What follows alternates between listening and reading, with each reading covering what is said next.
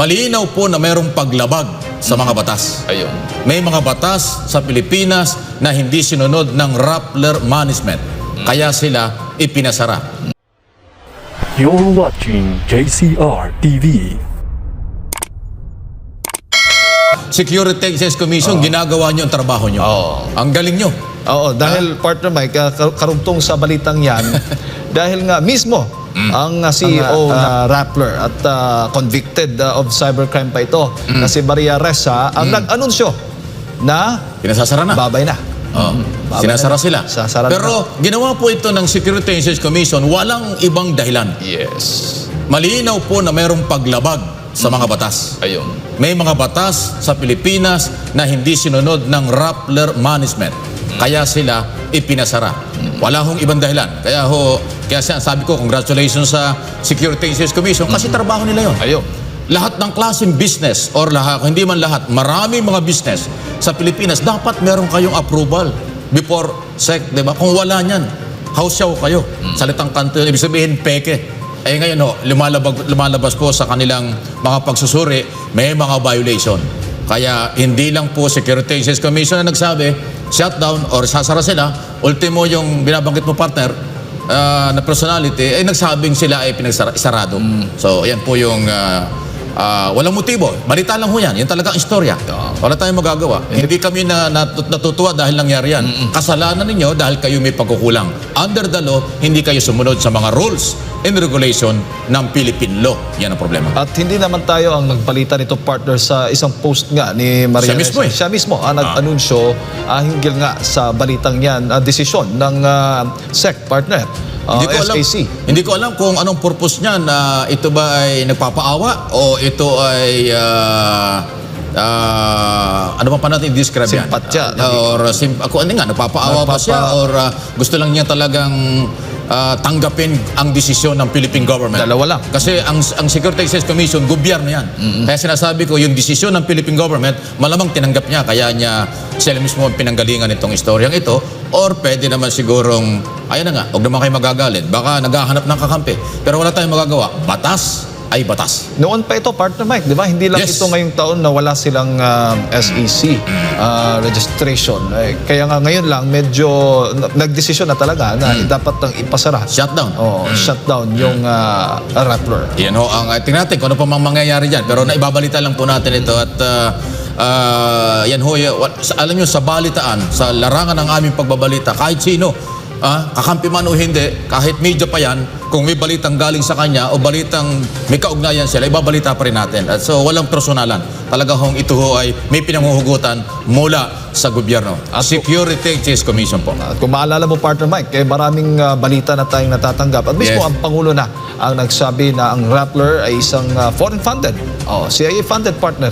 Yun ang mga pahayag at hinggil dito sa grupo ito. Well, may batas. Lahat po ng mga gustong mag-business, foreign investor sa Pilipinas, anumang nature ng business po ninyo, meron kaming batas. May batas ang Pilipinas. Susunod po kayo. Rule of law. Pag hindi kayo sumunod, merong authority ang Philippine government na kayo ay talagang i-shutdown. Yan po yun eh. Wala tayong magagawa. Hindi ho pwedeng hindi gagawin ng Security Exchange Commission ang kanilang obligasyon o kanyang responsibilidad sa bayan dahil sila po ay nandyan. Tulad Partner. ng sa isang giant network partner noon. Yes. Di ba? Napasara sila hindi dahil personal na atake, Yes. but May violation. May violation. Nag-expire. Ayun, Ayan. malinaw. Yun na, no. Yung prangkisa. Tulad yan din sa nangyari ngayon dito Yes. sa Rappler. Ang print kasi, ang social media, wala kasing prangkisa yan.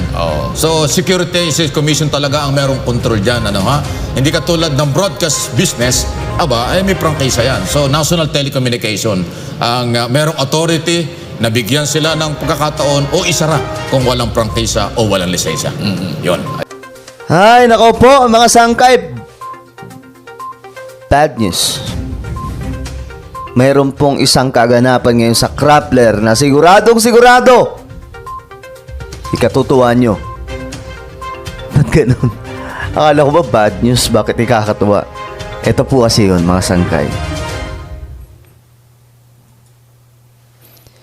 Balitang-balita po mula pa sa ABS-CBN News. Ito. ang SEC daw po ay may order sa Rappler na mag-shutdown na. Ayon po kay Maria Ressa. OMG, hindi pa po ito headline mga sangkay actually sa iba't ibang ng mainstream media. Okay, pero pag-uusapan na rin po natin ngayon itong nangyari po sa sa Crumpler. Ano ba ang nangyari? Bakit may order ang SEC na mag-shutdown na ang Rappler? Grabe naman tong dagok. Kaya pala gigil na gigil si si Rambo Talabong sa amin O ito. Basahin mo natin. Ressa, SEC has issued ruling that effectively confirmed Rappler shutdown. Manila Nobel Prize and Nobel Peace Prize Maria Ressa on Wednesday morning Manila Times said, okay, nilabas pala ito sa Manila Times. The Securities and Exchange Commission or SEC has ordered online news organization Rappler to shut down. Bye-bye. Bye-bye sa Rappler. Hindi talaga bulag yung nakatataas. Itong Rappler, matagal na pong ginuguyo ang sambayan ng Pilipino 'Di ba? Yung mga negatibo nilang pagbabalita laban sa gobyerno. Pero itong nangyari mga sangkay, itong nangyaring pagpapa-shutdown mismo sa Rappler, ay malamang sa malamang mas malalim po ang dahilan dito. Hindi po yung pagiging pagbabalita po nila na wala sa ayos. The SEC ruling was dated Tuesday, June 28, according to a Rappler statement that Ressa shared as a spoke at the East-West Center International Media Conference in Hawaii.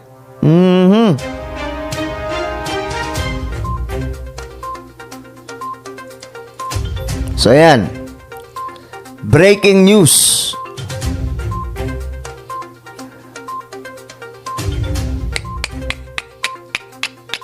Dali tuloy kayo. Ito ang nangyayari kasi itong Rappler, basta-basta lang po may masabi. Hindi ko alam kung nag-iisip po itong Rappler Nasobrahan po talaga sila sa hype. Nasobrahan po sa kayabangan. Ayan, tuloy. Pinapa-shutdown na. Ayun, The SEC ruling was dated Tuesday, June 28, according to a Rappler statement that Ressa shared as she spoke at the East-West Center International Media Conference in Hawaii. Breaking news announces the Securities and Exchange Commission affirmed its earlier decision to revoke the certificates of incorporation of Rappler and Rappler Holdings Corporation.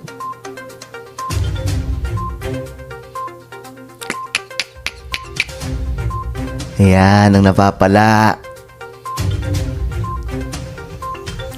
Masyado kayong mayayabang lalong-lalo na po itong si Talabong, hindi nag-iingat po. Yung salita niya talagang. So ngayon, ano to? Goodbye na ba ang Rappler? Sabi dito, mga sangkay, we were notified by our lawyers of this ruling that effectively confirmed the shutdown of Rappler. Hala, come on. Effectively daw po ito. So ano to? Kailangan tingnan natin, mga sangkay. Added a statement which said the SEC affirmed its earlier decision to revoke certificates of incorporation of Rappler Incorporation and Rappler Holdings Corp. Sabi po dito, ang Rappler na po ay mag-a-appeal sa decision. Well, karapatan nila ang mag-appeal. Pero ganun pa man mga sangkay, eto na. Na-notified daw po sila, ang kanilang mga lawyers, na ang Rappler po ay effectively confirmed the shutdown. Ay, kailangan na po talaga. I-check natin. Ano ba tong shutdown? Yung kanila bang Facebook page, yung kanilang pagbabalita sa YouTube, etc. So, ang mangyayari mga sangkay, talagang normal na lamang po na vlogger sila. Pero di ko alam kung anong klase itong shutdown. Ayan, no? Wala na talaga. Sirang-sira na po talaga ang Rappler. Ito nga siguro, for me, ito marahil ang dahilan kung bakit dinudut-dut kami ni Rambo, yung Rambo na yon, yung paepal na reporter nila. Dahil nga po sa nalaman daw po nila na nag-a-apply ang UVIP or nagpaparehistro ang UVIP sa SEC. Sila nga binabakbakan ng SEC at ngayon nga pinapa-shutdown na. Tapos yung UVIP magpaparehistro. Kaya pala. Ngayon mga sangkay, pinapakita ko lang sa inyo na ang Rappler wala na po talagang mukhang iaharap sa sambayan ng Pilipino. Dahil nga po, sa dami po ng kanilang ginagawang kalokohan. O, ito yung bagong balita. Gusto nyo ba ng bagong balita? Patungkol pa rin po ito sa Rappler. Ayan. Mula po sa SMNI News, Rappler nangunguna pa rin sa pagiging least trusted media ng bansa ayon sa pinakahuling survey ng Publicos. Oh, Publicos pala ito. Sa pinakahuling survey ng Publicos, ABS-CBN umahabol. Pambira. Yung ABS-CBN umahabol. Tingnan natin. Kitang-kita na parehas na kitang-kita na parehas na mas mataas pa ang low trust na nakuha nila kaysa sa high trust. Habang tumatagal ay lalo namang tumataas ang tiwala ng publiko sa SMNI. Mga kapartner, maraming salamat sa inyong patuloy na suporta at pagtitiwala. Okay. Check natin.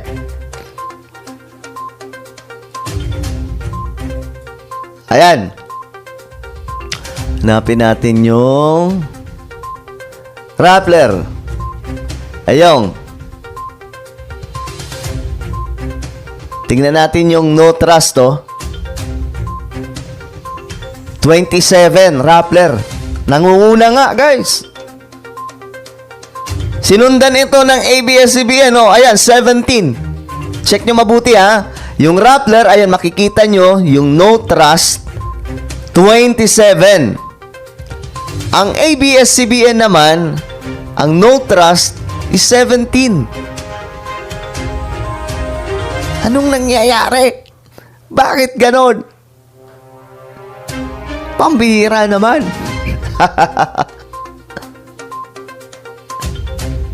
O, ito. Itingnan natin po mga sangka yung yung total low. Ito, dito na po tayo sa may bandang dulo. Sa total low, ang Rappler ay 41. Diyos mo, Marimar, ang taas. Anong nangyayari sa Rappler? Well, we understand. Alam na po natin kung bakit. Okay? At ang ABS-CBN, tama nga talaga, humahabol. Ayan po, 35, oh. 35. ABS-CBN, 35. At ang Rappler of 41. Actually, mga sangkay, halos lahat po ng mainstream media dito. Ayan, oh. TV5, 20. GMA, 20. Medyo matataas po itong mababang nila. Yung low trust.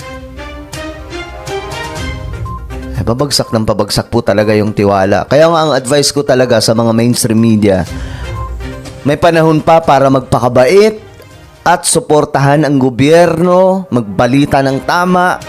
Yun lang. Sa ganong pamamaraan, magtitiwala dahan-dahan muli ang taong bayan. Walang ibang pamamaraan dito. Ang reason kung bakit sinusuportahan kami ng mga kababayan natin, kahit sinasabihin nyo kaming fake news, kahit sinasabihan nyo kaming walang credibility magbalita,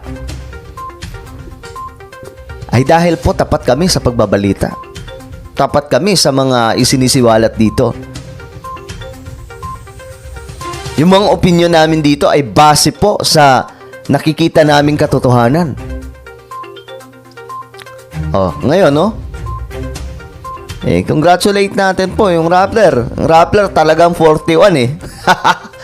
Yung ABS-CBN, 35. Ay, nako naman. So, ayun nga, mga sangkay.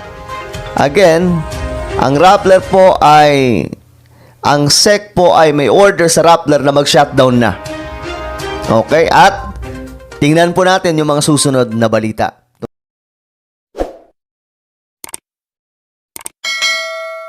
Thank you so much for watching.